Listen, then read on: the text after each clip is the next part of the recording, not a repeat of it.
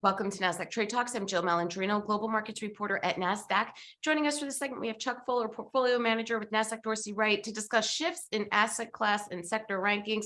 Chuck, it's great to see you as always. Welcome back to Trade Talks. Yeah, thanks for having me. You got it. Let's start with the equity asset class, and it looks as if short-term indicators are back to at or near oversold levels. Yeah, so we've obviously seen this happen at least once back in June. Where they got very oversold. We're not quite back to those levels yet, but they're getting there. And historically, they're still at kind of positions that are oversold. So it wouldn't surprise me to see some kind of bounce, off the position that we're in right now. Right now, the S&P is somewhere around 3850. The June lows were around, I think it was 3640. So we're still a couple hundred points above those, and we still feel like we have probably put in some kind of a bottom here. We saw some things in that kind of July to mid-August rally that are indicators that you usually see hit that don't typically hit if you're going to continue moving down. So we're hopeful that we'll continue to see some upside from there. Obviously these short-term indicators being at low levels is kind of suggestive that we'll at least get another bounce. And then it just all depends on where that bounce goes. Our asset class rankings are still constructive for U.S. equities. This is where we compare 6 different asset classes against each other. U.S. equities is at number 2, just like it was before this kind of sell-off that we've had over the last month. Cash has kind of improved. Cash was number 3. It's still number 3. But it's improved and kind of closed the gap with U.S. equities, but hasn't been able to overtake it yet. So gives us some kind of confidence that hopefully we're seeing some kind of a bottom that's been put in.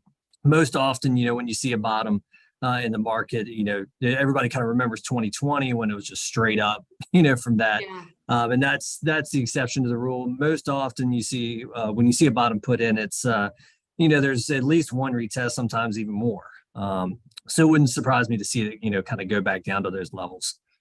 And value continues to outperform, and energy is back number 1. Yeah, exactly. So, and these are trends we've seen all year, really. I mean, value, since the very beginning of this decline has been an outperformer.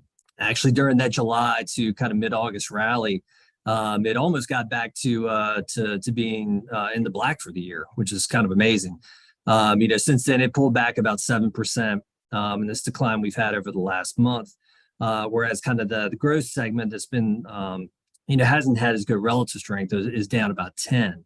And when you look at the year-to-date numbers, I'm not sure very many people realize this, but the kind of the large mid value space is down about 10% year-to-date, and large mid growth is down 25%. So there's been a pretty big spread between those. And when you look at the sectors, like you said, yeah, energy, is back in number 1. It's more of a value-centric sector. And then also, we have kind of defensive sectors like you'd expect. So consumer staples at number 2, utilities at number 3. Again, these are, what you'd expect to see, kind of high in the rankings given the kind of year we've had. And let's move along to fixed income, which has had historically a pretty bad year. And what's interesting is U.S. equities are pulling back towards the lows, as is fixed income. And you had pointed out this correlation has really thrown diversified portfolios and traditional 60-40 strategies into a tailspin. Right, exactly. Right. So, 60-40 portfolio, that's what, your mom and pop get put in, right, when they go see a financial advisor.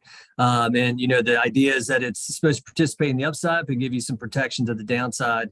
And usually you don't see these kind of pullbacks in a 60-40 portfolio unless the equity side of it has pulled back a lot more. But with, you figure the fixed income, indexes are down about 12.5% this year, which is something like 4 times the worst decline that they've ever had, at least going back to the mid 70s. And of course, this is all a rate story. Rates have, especially the past month, they've come roaring back. We kind of, broke below kind of 2.7 about a month ago, and then we've gone basically marched straight back up to 3.5. It does seem like it's getting a little overdone to the upside there. We could see a pullback there to around 3% for the 10-year yield. But yeah, it really, I think, all hinges on what the Fed's going to do tomorrow, and and how they message things going forward. Right. And Chuck, to wrap up here, commodities are still ranked number one, although their strength is starting to slide as well. Yeah, they've been much stronger. Obviously, we've seen things like oil pull back, and that type of thing, but they're still ranked number one. There's still like a pretty decent spread between them and number two with U.S. equities. And it kind of makes sense. I mean, it's one of the only places that you've seen positive returns this year.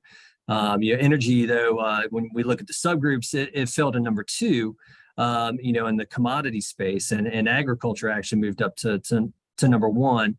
I think mostly that's because things like wheat, which was up 12.5% over the last month, rough rice up 7%. So those agriculture commodities, performed a lot better than, some of the energy space, like natural gas was down about 16%. After it had an unbelievable run in the July to August period. So it's, again, they're still showing the strength. They have been all year. Can't count them out, even though we're starting to see some kind of declines in their relative strength to other things. All right, Chuck, appreciate the insight as always. Thanks for joining us on Trade Talks. I'm Jill Malandrino, Global Markets Reporter at Nasdaq.